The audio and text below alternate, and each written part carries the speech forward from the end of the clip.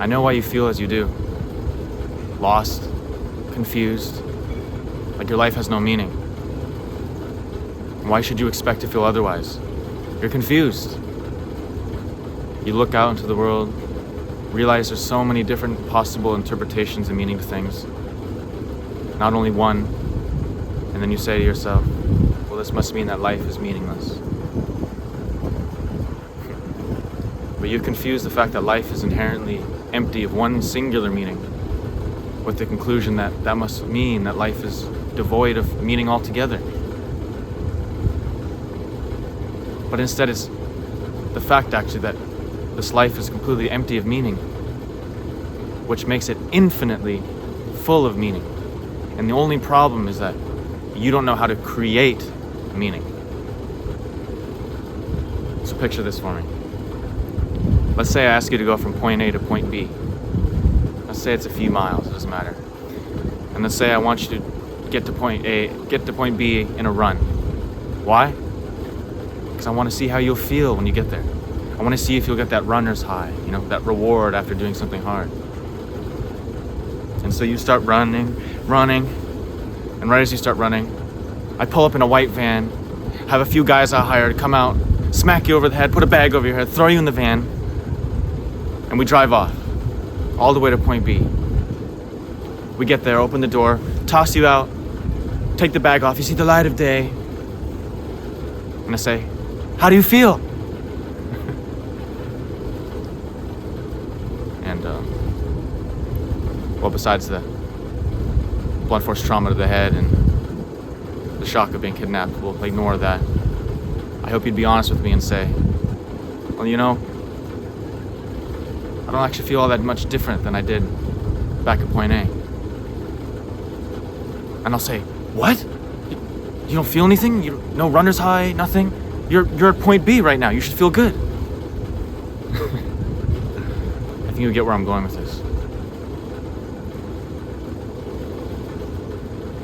It's true to say that the point of the run was to get to point B. But it's not point B itself that contains the meaning of the run. It was the getting from point A to point B, that journey, everything you experienced there, the struggle, the internal struggle, fighting through the moment where you wanted to quit, the things you saw and experienced along the way that form into memories. That is the meaning. And point B, getting to that end point, is only a symbol that is in a relationship with the journey, and together they form meaning. But now see, here's the crux of the problem.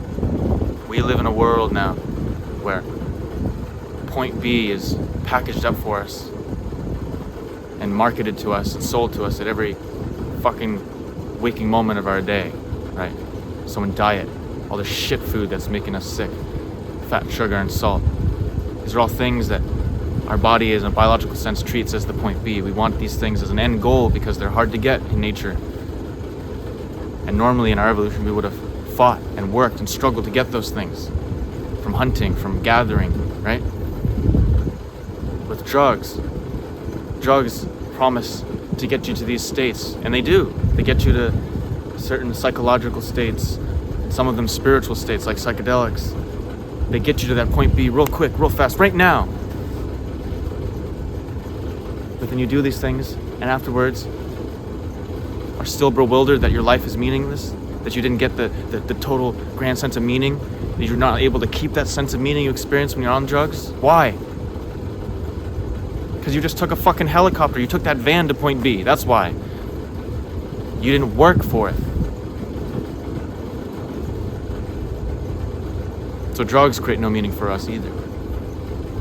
And now with these things that you're holding in your hand now, with content and entertainment at every single waking moment of our day, consuming. They are in every video we watch, every piece of art, every article we read. It's someone else's journey, someone else's thoughts that they put into a form for you to digest, to consume. You didn't work for it. And I'm not saying any of these things are bad per se. We're just at an imbalance with these things, right? Way imbalanced. These things are beautiful. I'm creating a point B right now. And for me, it's meaningful because I've worked through all this myself, right?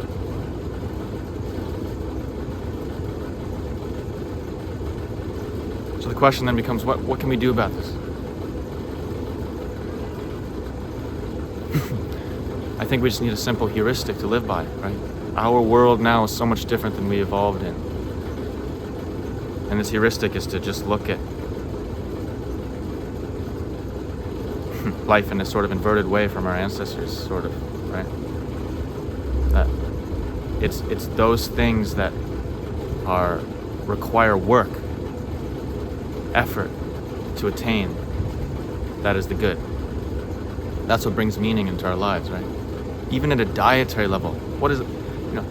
Of all the different diets, I'm not here to argue veganism, carnivore, omnivore, right? Let's stay out of that. But one of the simple things we can say about diet is that everyone will agree on is eating closer to nature, whole foods, right? Unprocessed foods is the healthiest. And why? Because your body has to work for the nutrients in there. You see? Do you see how the problem is just that point B? When you just eat sugar, when you just eat these things that are processed, what does the processing do? It strips, it gets rid of the work. That's what processing is.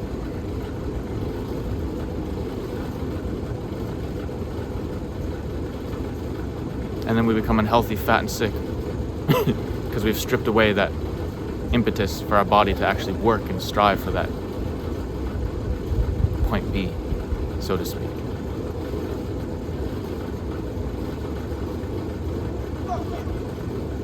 So chase only those things that are hard, that take effort if you want meaning in your life. Because it's that very effort, it's the getting there itself that is meaningful.